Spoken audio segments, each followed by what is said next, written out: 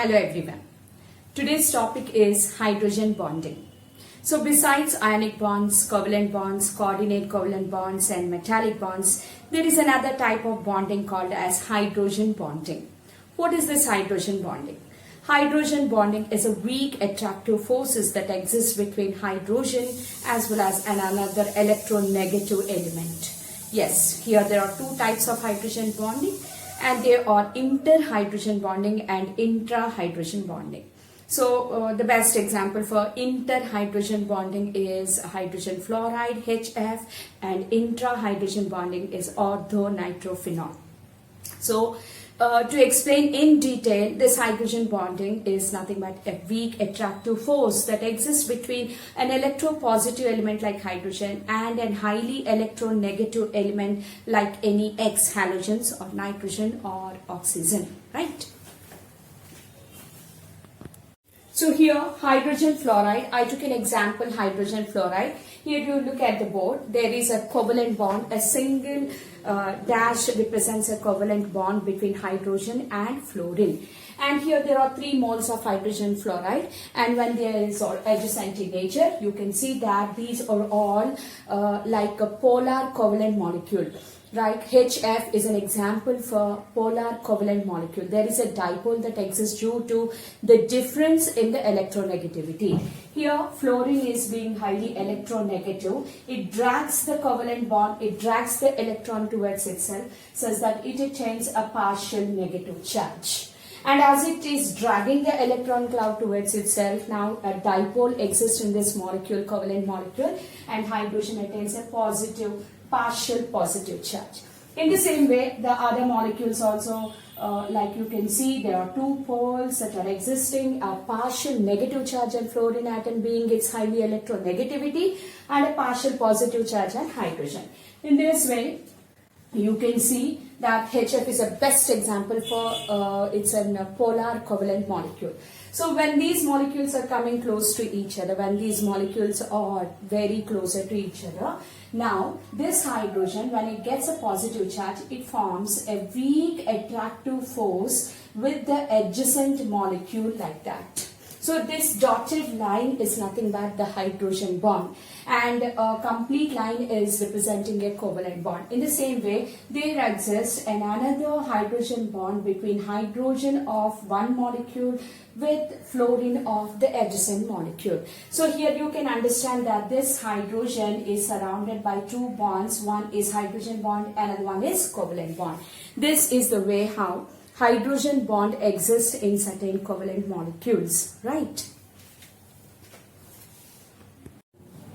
So just like hydrogen fluoride, here there is another example, namely water.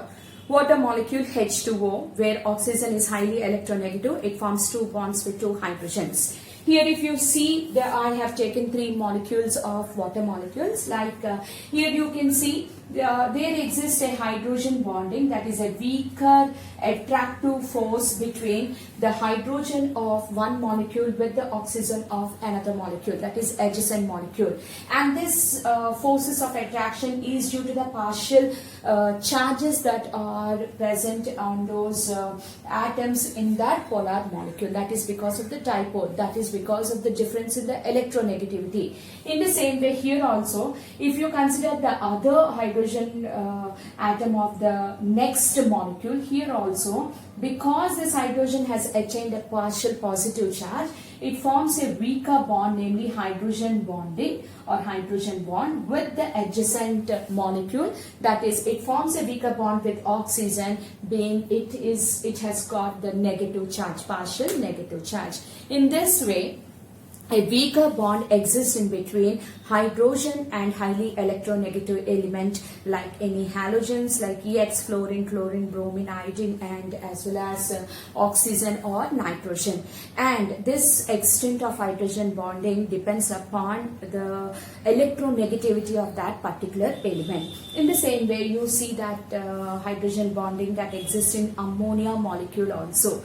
Ammonia is NH3. If you want to understand that, you know that nitrogen is forming 3 bonds with hydrogen like this, H, H as well as H, and of course nitrogen is having one lone pair of electron.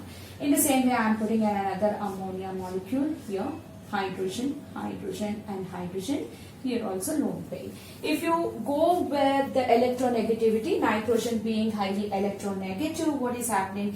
The bond here, this bond becomes like all these covalent bonds become polar covalent bonds and the dipole exists. And coming to the dipole here, I say this nitrogen attains a partial negative charge and hydrogen attains a partial positive charge. The same thing is seen in the other molecule also. Here partial negative and here partial positive. Here you can see this hydrogen is adjacent or closer to the nitrogen of the previous molecule. So here in between these two atoms, a hydrogen bond is formed. This dotted line is nothing but this dotted line represents the hydrogen bond or the weaker weaker attractive force between hydrogen and highly electronegative element. And the highly electronegative elements, just I told you that X, if you take X, fluorine and chlorine, and then you can also consider oxygen and also you can consider nitrogen.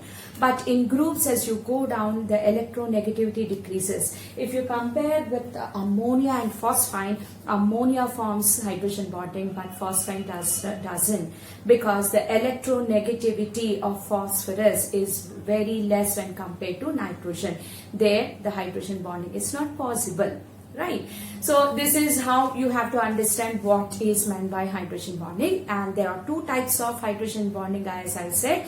They are inter-hydrogen bonding and intra-hydrogen bonding. These three examples of inter-hydrogen bonding, that is the hydrogen bonding that is present in between two molecules. Okay, we call it as an inter-hydrogen bonding. The next type of hydrogen bonding is intra-hydrogen bonding, where the hydrogen bonding exists within the molecule, right? I'm going to explain. So here, inter-hydrogen bonding and intra-hydrogen bonding. Inter-hydrogen bonding, you can say HF, I took 3 molecules of hydrogen fluoride. As I told you before, this is attaining a partial negative charge and this attains partial positive charge. So first of all, you have to understand that these are all polar covalent molecules, and now there is a weaker force that exists between hydrogen of one molecule with the electronegative element of adjacent molecule. So here we see hydrogen bonding which are present in between two molecules. That is called as an inter-hydrogen bonding. So the inter-hydrogen bonding best example is hydrogen fluoride. You can also take the before examples like water molecule, alcohol molecule, ammonia and all. And if you go with intra-hydrogen bonding, here there is an organic molecule, namely orthonitrophenol. You know phenol. Phenols are hydroxy benzene. Like here, ortho in the sense the second carbon is highly active with nitro group. So this is phenol. This is the way how we will be writing phenol. So this is phenol. And if ortho position is written, the second carbon is connected with a substituent, namely nitro. So here this is nitro. So I'm putting single bond oxygen and double bond oxygen. This is the way how we'll be giving the structure for orthonitrophenol. This is one of the organic compound.